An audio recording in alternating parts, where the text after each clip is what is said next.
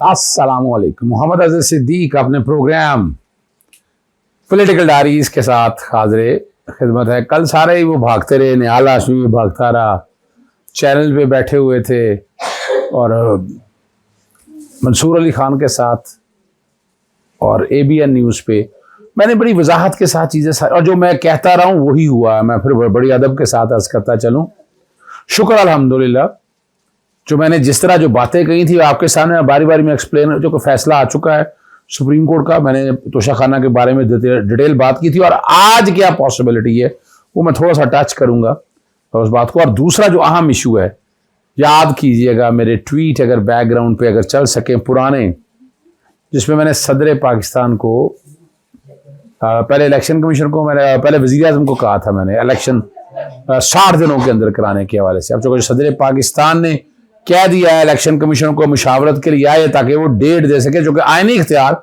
सदर पाकिस्तान का था। अभी चलते हैं, पहले जरा इस पे बात करते हैं और तोशाखाने वाले मामले में सेकंड पोर्शन पे बात करेंगे। एक और फैसला आया है इस्लामाबाद हाई कोर्ट का और वो बड़ा ज़बरदस्त फैसला है। वो बेसिकली ये 3 MPO के हवाले से है कि 3 MPO के हवाले से क्या, चले पहले जरा उस पर बात कर लेते हैं, वो ज़्यादा बेहतर रहेगा। 3 MPO के हवाले से जो फैसला आया है इस्लाम, और बड़ा अहम फैसला दिया, किसी ठोस सबूत के बगैर नहीं लगाया जा सकता। जो रेस्टेन करते हैं ना जी, और सुप्रीम कोर्ट के फैसले का हवाला दिया कि डिप्टी कमिश्नर 3 MPO लगाने से कबल माइंड अप्लाई के जहन का इतलाक करेगा। और जितने कारकुनान जो है ना, अब लाहौर हाई कोर्ट ने भी डिवीजन बेंच ने वो सिंगल जज का जो फैसला है वो मुअत्तल किया है। अब आगे आने वाले दिनों में अब बहुत सी चीजें देखेंगे। फैसला जो है ना बैकग्राउंड पे चल रहा है। इस्लामाबाद हाई कोर्ट के जज हैं जस्टिस अरबाब मोहम्मद ताहिर, बहुत इंटेलिजेंट आदमी है, जहीन आदमी है ये, और मकसद सिर्फ आपके सामने मैंने यही रखना है। और दूसरी जो बात है कि ओवरसीज पाकिस्तानियों के हवाले से लीगल एड और पाकिस्तान तहरीक साहब की ऑफिशियल वेबसाइट पर मैं ट्वीट बैकग्राउंड पे चल रहा है, We are asking for your support to raise funds for PTI chairman Imran Khan's legal cost. He has fought for us, for Pakistan for 20 years. It's our turn to contribute with whatever we can. Please donate at, और ये जिस तरफ यहाँ का नहीं है, ये बात सिर्फ हो रही है पाकिस्तान और जहाँ भी है ना जी, ठीक है ना जी, और जहाँ, और ये लीगल डिफेंस जो है ना वो अपना बुनियादी तौर पर पाकिस्तान और इंटरनेशनल दोनों कोर्ट्स के हवाले से है। वो मैंने वो पे चला दिया। अब आपके सामने रखता हूँ। अब मैंने अभी ये जो मरासला है, नोटिस ही कहूँगा मैं, इलेक्शन कमीशन को और के मेंबर्स को और सेक्रेटरी इलेक्शन कमीशन को बजाया है कि वो सदर से मुशावरत करें और इलेक्शन की तारीख थी। अच्छा, उसकी तफसीलात ये तकरीबन 27 सफ़ों पर मुश्तमिल है और उसकी हिस्ट्री में आपके सामने बता देता हूं कि सबसे पहला मैंने जो खत लिखा था वो 18 जुलाई को लिखा था और फिर 26 जुलाई को, जब वजीर आजम असेंबलियां तहलील करना चाह रहे थे वक्त से पहले। कब करना चाह रहे थे?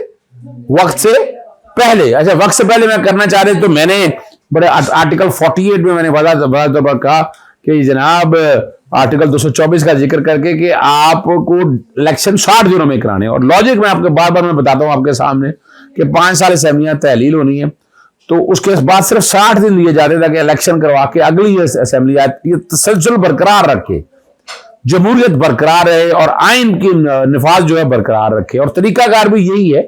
और बड़ी वजाहत के साथ मैंने वो सारी तफसीलात जो है ना वो रखी हैं। और आर्टिकल 48, आर्टिकल 58, आर्टिकल ये है सदर पाकिस्तान के इख्तियार, और जो सदर पाकिस्तान ने खाता लिखा है वो भी बैकग्राउंड पे चल रहा है। और जो मैंने बड़ा मरासला लिखा है, मरासला मैंने लिखा है इलेक्शन कमीशन को, मेंबर्स को, और बड़ी तफसीली 27 सफ़ों के अंदर पूरा केस मैंने बताया है, पूरी हिस्ट्री बताई है, आईनी प्रोविजन बताई है, और सेक्शन 57 जिसमें वो तरमीम का जिक्र करके कह रहे हैं डेढ़ इलेक्शन कमीशन का काम नहीं है। हाँ, इलेक्शन कराना जो है साफ शफाफ ये इलेक्शन कमीशन की जिम्मेदारी है, लेकिन तारीख देना इसका कोई कंसर्न नहीं है, दूर दूर तक कोई ताल्लुक नहीं है। मैं इसलिए हर चीज़ सामने आ जानी चाहिए, और मैंने बात बड़ी वजाहत के साथ की।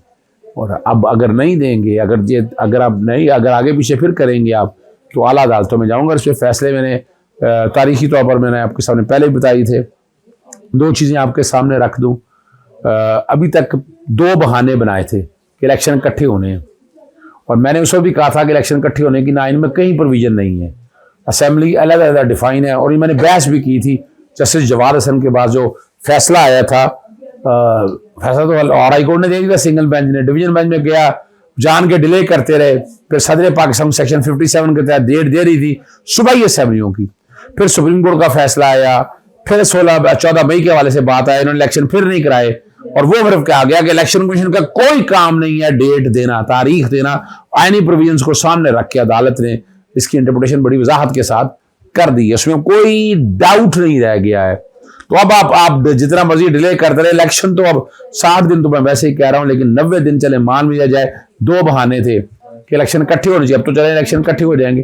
अब 20 या 21 अरब रुपया मांग रहे थे, वो भी साबित हो गया था, पैसे इनके पास थे, पैसे इनके पास मौजूद हैं। फिर और अब तो बजट में पैसे रख दिए ना, अब क्या बहाना बनाएंगे? और बहाना जो बनाते हैं आर्टिकल 51 के तहत कि जनाब असेंबली की जो है ना हल्का बंदियां करें, वो हल्का बंदियां करें, आपको रोका किसी, लेकिन इस इलेक्शन में कैसे करें? वो तो वक्त गुजर गया आपके पास। और ये भी जो सियासी जमातें निहाल हाशमी के साथ बड़ी बड़ी गर्मी सर्दी हुई इस बातों पे, वो मैं चूंकि अब अपना स्ट्राइक ना आ जाए, हमने उसमें आप दो देख लीजिएगा प्रोग्राम, मैंने चैलेंज भी किया उनको। और आर्टिकल और तोशाखाना के वाले से बात की हुई है, बात आर्टिकल 51 के तहत कौमी असेंबली की सीटें दी हुई हैं, और सीटें सारी दी हुई हैं। उन सीटों में यानी उस सीटों को आगे बढ़ाना या कम करना ये कर ही नहीं सकते। इलेक्शन का क्या अख्तियार है? उन सीटों में इलेक्शन होना है, और हल्का बंदी में आप कहें कि आप सीटें बढ़ा देंगे, वो तो सवाल ही पैदा नहीं होता। और आईनी प्रोविजन में जो लेटर इन टाइम हो, जो बात की हो, उसको फौकियत होती है। इसमें तो ये कहा ही नहीं है। वहां जो कंडीशंस हैं वो हैं 90 दिन के अंदर इलेक्शन कराना, तो वो पाबंद होनी है। 90 दिन के अंदर हर हालत में इलेक्शन होने हैं। और जो सदर पाकिस्तान से इस्तीफा लेने आए थे, वो बेचारे रोते फिर रहे हैं, चलांगे मारते फिर रहे हैं, और वो अपना ना अब समझ नहीं आ रहा कि ये क्या हो गया। और अब एक्विजिशन के अलावा कुछ रह नहीं गया। ये इख्तियार सदर का है, और सदर ने इस्तीफा नहीं दिया। पिछले 1.5-2 साल जो मेहनत है, मैंने आपके साथ एक एक तफसीलात रख दी, मैं दोहराना नहीं चाहता। अब मैं आगे सुप्रीम कोर्ट का फैसला आपके सामने रख देता हूँ। लेटर मैंने जो लिखा है, अब 23 को ये बकायदा सर्विस हो गया है, वो भी बैकग्राउंड में आपके साथ चल जाएगा। और मैंने अपना ना जी बड़ा तनकीद की है नवाज शरीफ ने चीफ जस्टिस साहब के ऊपर। पहले तो बताया चलो ये लार्जर बेंच का फैसला, 3 मेंबर बेंच, और तीनों का मुतफक्का फैसला है। और पर जस्टिस जमाल मंदोखेल का भी, तो ये जो इल्जाम लगाना है, एक्यूज करना चीफ जस्टिस साहब ये पुराना है। तो मैंने उस पर लिखा कि जस्टिस नसीम हसन, जस्टिस रफीक दार और जस्टिस मलिक का पता नहीं है। फैसला सुप्रीम कोर्ट कर रही है, आज का फैसला पढ़ ले और किसी अच्छी और समझदार वकला से राबता कर ले। मैंने ये उन्हें बड़ा वजाहत अच्छा मशवरा दिया है, और अगर उन्हें समझ आ जाए तो ज़्यादा बेहतर है। सुप्रीम कोर्ट ने बड़ी वजाहत के साथ चीज़ें जो लिखी हैं, वो चीज़ें बड़ी अहम है। देखो 3 सफ़ों का फैसला है, और जिक्र है 5 अगस्त के ऑर्डर का। ट्रायल ने चूँकि प्रोसीडिंग कर ली है, इसलिए सुप्रीम कोर्ट फैसला नहीं करना चाहती, लेकिन सुप्रीम कोर्ट ने आगे जो बातें सारी रखी हैं वो ज़रा समझने वाली बहुत ज़रूरी हैं। सेक्शन 167 का जिक्र है, और अच्छा चले मैं और सेक्शन 137 को सामने रख के 173 का जिक्र है, 342 की स्टेटमेंट का जिक्र है इमरान खान साहब के हवाले से, और बड़ा वजाहत के साथ कहा कि 2 दफ़ा जो है वो नीचे गया, तीसरी दफ़ा भी कहा गया कि दायरा इख्तियार तय करें, लेकिन इस्लामाबाद हाई कोर्ट ने ये क्या नहीं। और in this respect the final judgment of trial court prima facie defies the direction of remand issued by High Court by relying on its earlier point of view that already stand rejected by the High Court. High Court ने 2 दफा कहा ना दायरा इख्तियार को reject करके दोबारा decide करो। तीसरी तो मैंने उसको भी कहा था कि तौहीनी अदालत है, आपको याद होना चाहिए, मेरे पुराने प्रोग्राम अगर पढ़ के देख लें तो मैंने ये बड़ी वजाहत के साथ आपके साथ रखा था।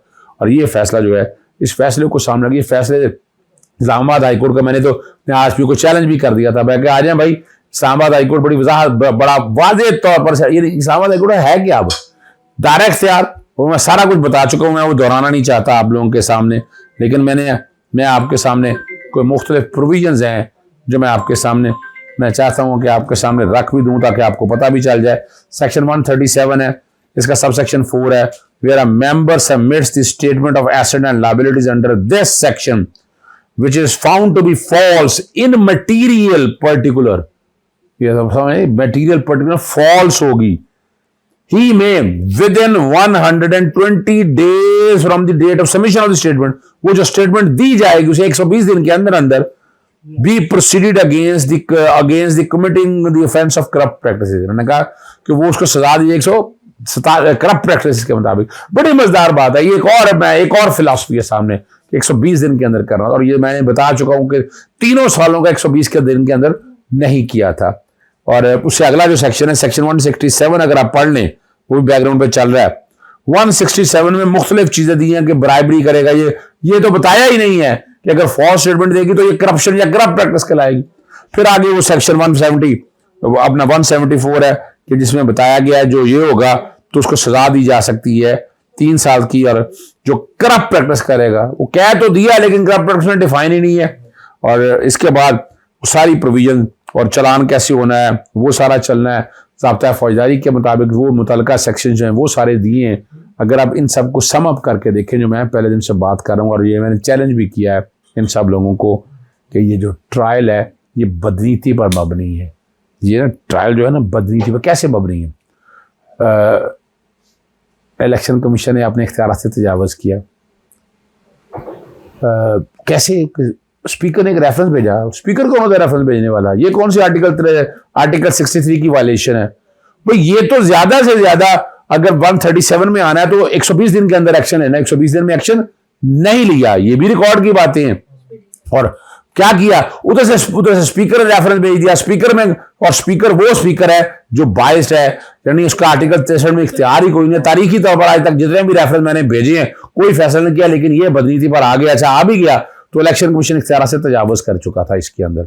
मैं उनमें एक तरफ रख दें, 342 की स्टेटमेंट है, मैंने बताया, और आपको डेट्स आपको पता होनी चाहिए कि 342 की स्टेटमेंट है। इमरान खान के मैंने शहादतें पेश कर रही है, शहादतें पेश करने की बात की, शहादतें पेश करने नहीं दी गई। और जब जुरिसडिक्शन डिसाइड करने का वो भी इतनी जल्दबाजी से कि वो तयशुदा था कि सजा देनी है, क्या जो भी हो जाए। छुट्टियां मनसूख की गई, फिर वो इंग्लैंड चले गए, फिर right to fair trial, due process of law. तो आइन और कानून की धज्जियां जिस तरह इस मामले में बखेरी गई है ना, वो सामने है। मैं तो इसलिए बार बार कहता हूं कि अगर मेरिट पे फैसला कर लिएगा तो अपील में भी ये उठ जाएगा। अब अगली बात जो है, वो जो दहशतगर्दी की कोर्ट ने वारंट जारी कर दिया हुआ है कि वो बड़ा टाइमली का है कि जनाब जाएं, जाकर उसको गिरफ्तार कर लें। उस कोर्ट को भी सोचना चाहिए था। हजारा की जमानत कबल गिरफ्तारी जो है ना मनसूख हुई है, तो पहले देख तो लें कि मटेरियल ऐसा है कि जनाब इनको गिरफ्तार करना है। नैब के कॉन्टेक्स्ट में भी जमानत कबल गिरफ्तारी जब इधर आए हैं तब खारिज हुई है। और ये वाले सारे मामले जो है ना, ये इस तरह ये सुप्रीम कोर्ट में चैलेंज कर दी गई है आर्टिकल 186 से कि ये केस सारे ट्रांसफर कर दिए जाए इस्लामाबाद की जुरिसडिक्शन ट्रांसफर कर दिए जाए, सारे केस लाहौर में ले जाए, अपना ले जाएं, लाहौर हाई कोर्ट में ले जाएं। और ये वो सारे मामला जो है ना, जब इन सब चीज़ों को इकट्ठा करते हैं तो आपके पास रेमेडी कितनी क्या है। ये अब सारा हमारी कोर्टों ने बेहतरीन फैसला दिया है। दिखते हैं जितनी मर्जी हो। मैंने आपको याद है, मैंने कहा था अदालतें कल भी अहम थी, आज भी अहम है और आइंदा भी अहम होगी। और चीफ जस्टिस उमर अता बिंदयाल के गिलास जो एक पूरा महाज बनाया गया था वो भी जमीन बोस हो चुका है। सदर पाकिस्तान के खिलाफ भी जो महाज बनाया था वो भी जमीन बोस हो चुका है। तो अब अगर अभी तक तो अपना अडियाला जेल में, अपना अटक जेल में कोई वारंट नहीं सर्विस हुए, और अगर ये वारंट सर्विस करेंगे तो हमारे सुप्रीम कोर्ट को मैं गुजारिश करूंगा कि वो सारे के सारे इस पर अमल दरामद रोके। इमरान खान साहब उसी डेट पे वापस चले जाएं, जाकर जमानत कबल गिरफ्तारियां कराएं और सारे मामले को देखें।